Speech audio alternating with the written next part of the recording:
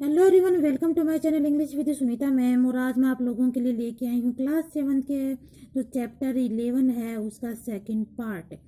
तो हम जो बिना टाइम वेस्ट किए हुए हम देखते हैं कि हमने फर्स्ट पार्ट में देख लिया था कि किस तरह से वो अपने स्वभाव में, जो दादाजी का स्वभाव होता है वो चेंज हो जाता है अपने लिटिल फेरी के कारण, और किस तरह से फिर वो उनकी जोड़ी को टाउन के अंदर जाने लगता है। तो हम सेकंड पार्ट में देखते हैं कि आगे वाली स्टोरी में क्या होता है। आफ्टर दैट डे, कुछ दिन के बाद my grandfather went back to his old ways. कहाँ से ले गए? नो नो नो, यहाँ से नहीं था, ऊपर वाले पैराग्राफ से था। चलो स्टार्ट करते हैं। एक पैराग्राफ हमने छोड़ दिया है। यहाँ से है। आफ्टर 3 लॉन्ग ईयर्स, यानी 3 साल के बाद माई पेरेंट्स केम होम। उनके जो पेरेंट्स थे, लिटिल फेरी के जो पेरेंट्स थे, वो घर आए with A passport and A visa all. With A passport and visa, और मतलब उसके जो पासपोर्ट है, जो दूसरे कंट्री में जाने के लिए जो पासपोर्ट चाहिए होता है, वीजा चाहिए होता, तो उसके लिए वो आई। Ready for me to fly away, यानी उसको तैयार कर मुझे वहाँ पे उड़ा ले जाने के लिए, मीन्स वहाँ पे ले जाने के लिए। सो माई ग्रैंड पेरेंट्स तो very hesitant and sad were helpless, मतलब shed were helpless and so had to let me go with my parents। इनसे यहाँ पे अब जो ग्रैंड पेरेंट्स होते हैं बहुत ही हेजिटेट होने लग जाती हैं, दुखी होने लग जाती हैं कि अब तो उसकी जो लिटिल फेरी है उन्हें छोड़ के चली जाएगी। सो हेल्पलेस यानी असहाय भी हो जाती हैं कि ये had to let me, had to यानी उसको जाना पड़ेगा, मी गो विद माई पेरेंट्स, कि उसके पेरेंट्स के साथ उसको जाना पड़ेगा।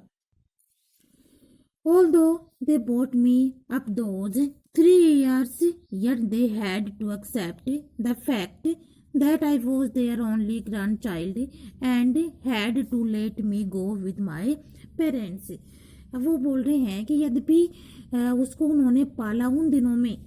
यानी कि 3 years, वो 3 सालों में, जब उन्होंने इस फैक्ट को स्वीकार उनको करना पड़ा है, एक्सेप्ट होता स्वीकार है, उस तथ्य को उन्होंने स्वीकार करना पड़ा कि that I was their only grandchild, की उनकी वो केवल क्या है, एक ग्रैंड चाइल्ड है, एक ग्रैंड डॉटर है, and had to let me go with my parents, और वो हमें छोड़ के अपने अपने पेरेंट्स के साथ उसको जाना पड़ेगा, चली जाएगी। So never did I know, ये नहीं जानते थे कि when I bade him goodbye, कि वो बड़े उसको गुड बाय बोल देंगे। I would part from him for life, और ये पार्ट उनकी लाइफ का सबसे बड़ा पार्ट था, उसकी लाइफ का। सो आफ्टर दैट डे, उस दिन के बाद my grandfather went back to his old ways, उसके जो ग्रैंड फादर थे वो पुराने दिनों में लौट गए थे, यानी वही गुस्से वाले इंसान हो गए थे, क्योंकि अब उसकी लिटिल फेरी उनको छोड़ के चली गई थी। He used to get angry and irritated even at the smallest creak of door,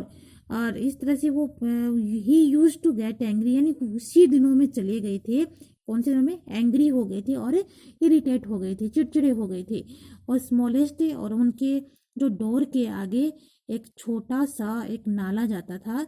वहां पर he spend his time all alone, वहां पे अकेले वो अपना टाइम स्पेंड करते थे। He sat at the baramda with a confused stare on the plain floor, और वहां पे जो बरामदे में वो बैठे बैठे कंफ्यूजन के साथ, संदेह के साथ, वो उस प्लेन फ्लोर को, उस पर्स को घूरते रहते थे। स्टेयर मीन्स घूरना। He missed his little fairy, और अपनी छोटी सी परी को वो मिस करते थे। ही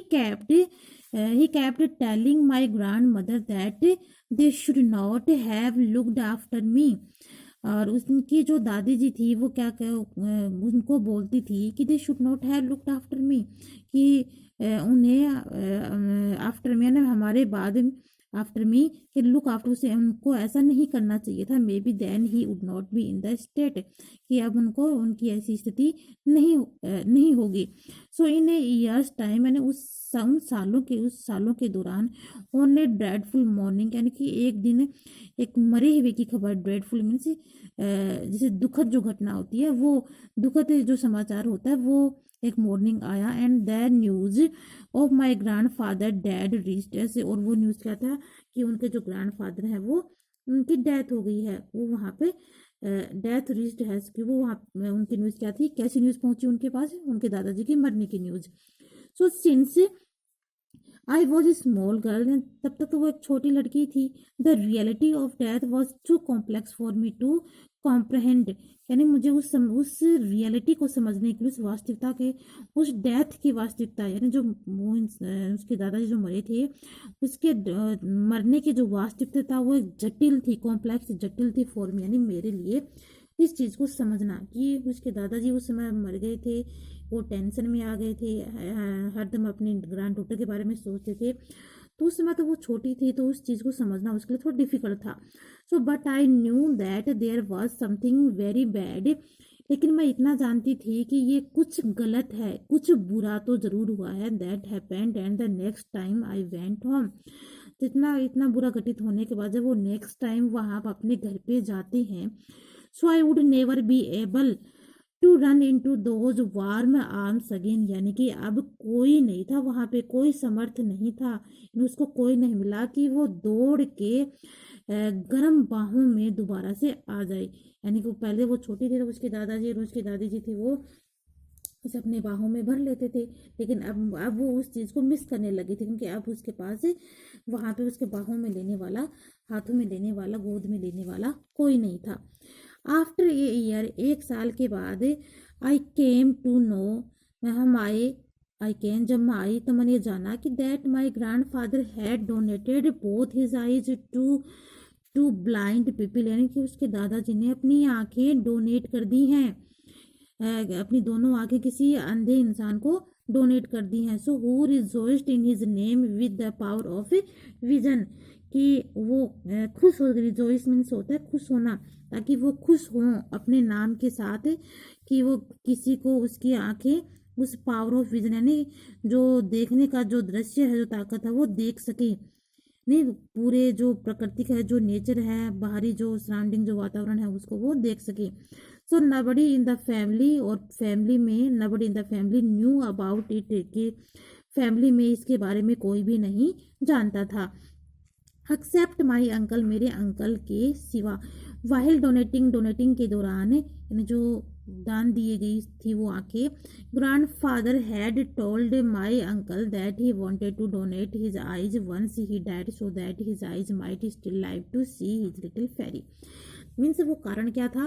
वो कारण ये था कि उन अंकल को बताया था कि वो अपनी आंखें इसलिए दान में देना चाहते हैं कि वो मरने के बाद भी अपनी आंखों से अपनी छोटी बेटी लिटिल फेरी को, परी को देख सकें, इसलिए कारण था डोनेट करने का। So every time I think of that thought of my dear grandfather my eyes fill with tears,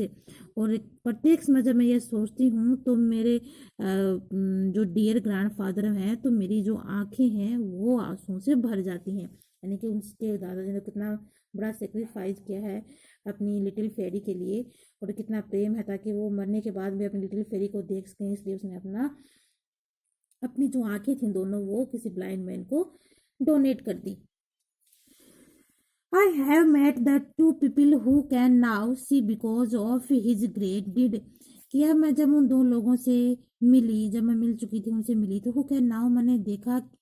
कि वो ग्रेट, जो वो महान कार्य किया गया था, कि दो यद्यपि आई डोंट नो, मैं ये नहीं जानती थी उनके बारे में, कि yet those eyes to smile at me, can मुझे देख के उनकी आंखें स्माइल करेंगी या नहीं करेंगी, यानी मुझे देख के वो खुश होंगे या नहीं होंगे। इफ माई ग्रैंड फादर, यदि मेरे दादाजी,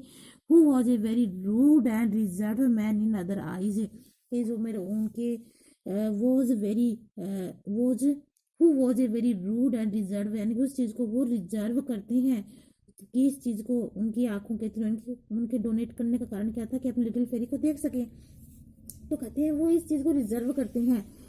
कि कुड डू इट, कि वो देख सके, अपनी लिटिल फेरी को देख सके। I think all of us can do it, और मैं ऐसा सोचती हूँ कि वो सभी उन्होंने ऐसा ही किया, वो ऐसा कर सकते हैं, उन्होंने ऐसा ही किया होगा। सो डोनेट योर आइज, जो तुम्हारी आंखें हैं जो डोनेट की हुई है, you can make many witness, कि द वर्ल्ड ऑफ लव, कि ये विटनेस है, विटनेस भी ये सबूत है उनके दादाजी की, कि बार बार वो इस प्यार भरे संसार में देख सकें, और ये विटनेस है ये सबूत है कि ये एक तरह से ऐसा लगता है मानो उनके दादाजी ही देख रहे हैं। उन्हें आंखों से उसे ऐसा फील होता है कि वहाँ पे कोई और नहीं बल्कि उसको उसके दादाजी ही देख रहे हैं। तो इसी के साथ हमारा चैप्टर 11 है उसका सेकंड पार्ट भी फिनिश होता है। आई थिंक आप लोगों को समझ में आ गया होगा। समझ में आ गया तो उसे एक लाइक तो ज़रूर बनता है, और मुझे मोटिवेट करने के लिए इसे ज़्यादा ज़्यादा शेयर और सब्सक्राइब ज़रूर करें। ओके, और अगर आपको क्वेश्चन है तो कमेंट बॉक्स को यूज़ में ले सकते हैं। मैं देखती हूँ कि आप लोग कमेंट बॉक्स को यूज़ में नहीं लेते हैं और आप लाइक वाला बटन भी नहीं दबाते हैं। मुझे कोई पैसे नहीं लगते हैं, मुझे मोटिवेट करने के लिए आप इसको ज़रूर प्रेस करें। Okay, bye bye.